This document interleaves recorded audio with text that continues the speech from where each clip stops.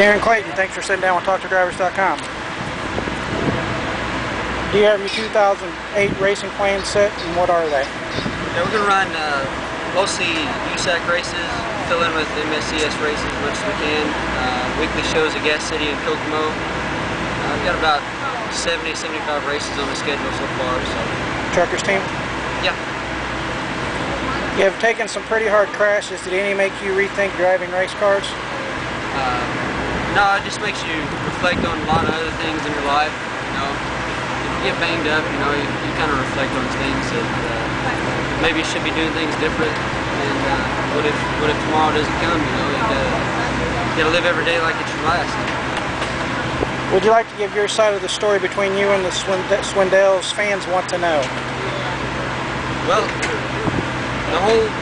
the whole time I was in the feature, I knew I was the fastest car there. I was just riding, holding my position, waiting for the track to come to me, and still had adjustment left in my shocks. I was basically just riding around waiting for the last, 15-20 laps. And I guess he just got over anxious and tried to pull a slide job on me that didn't go as planned at all, I'm sure. I don't think he meant to wipe me out, but that's what happened. What was the stress like waiting to get the plane ride home after your wife went into labor?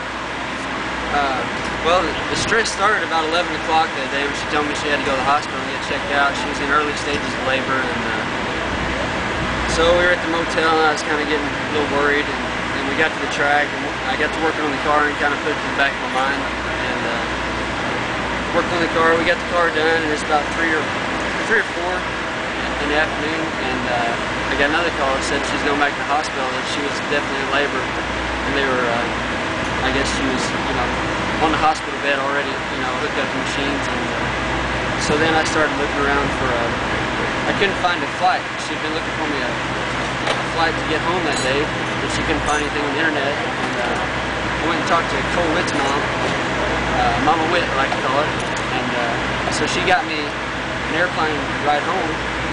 So I had Craig that came out to help coddle. Me and him rushed off to the airport. I took what little bag I had and hopped on a plane. And it was a pretty stressful ride there, getting back home, because I was worried about, maybe she's gonna, she could have the baby and I'm gonna miss the baby and the race.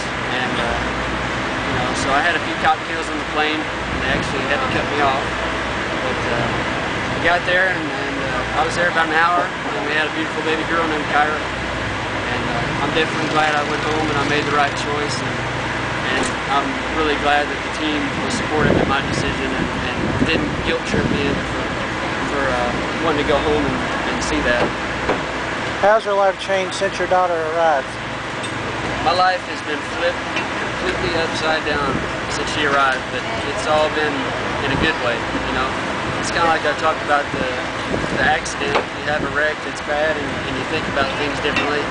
Well, when a baby shows up, everything in your life changes. Everything you think about, how you do things, you can't just, basically, it's hard to explain how it changes everything, but it does, and it's been great. Would you like to run some wing sprint shows in the future? Yeah, I would definitely like to run some wing shows. I miss running wing cars. It's a lot of fun. Drive the crap out of them, So. Do you still have the family car, or will you drive it if needed? Yeah, I've still got some equipment. As of right now, I definitely won't be putting it together to run it. There's no need for that. But I guess if we got fired, I would have to do that. Hopefully that doesn't happen. Can you explain your crash at Paducah when you left the joint in turn 2? B-main, when we first showed up that night, we couldn't get our motor to start. We changed everything but the engine out. And if it had been just 10 seconds later, I wouldn't even made the B-main. So we got out and started last in the B, and went down the front straightaway, and I passed about 6 or 8 cars on the top. And I was set up to go into turn 1. And it was real dusty and slick, and it was one of the nights where you set the car up into the corner, and wherever you set up is where you're going to end up coming out of the corner. And I went in on the top, and that's where I was going to come out. and his post fluke, went up and got hold of the wall, and he flipped, and I ended up, as he came down the track, I got tangled up with him, and the last thing I remember is right before we hit, and the next thing I remember is an ambulance door slammed shut. They said I was out talking to him and stuff like that, but I don't remember anything else. You've won the wild card from the National Sprint Car Hall of Fame in 2006 and 7. How does that make you feel? It makes me feel good because, this is an entertainment industry, and it's my job to go out every night and make sure the fans that walk in the stands that paid their $20 to get in and watch us race leave there with a smile on their face. And to me, that's the most important thing in my job, is to make these fans get what they pay for. And getting the wild card award, that showed me that I'm one of the top people giving people the bang for their buck, and that I take pride in that. Darren Clayton, thanks for sitting down with AutoDrivers.com. Thank you.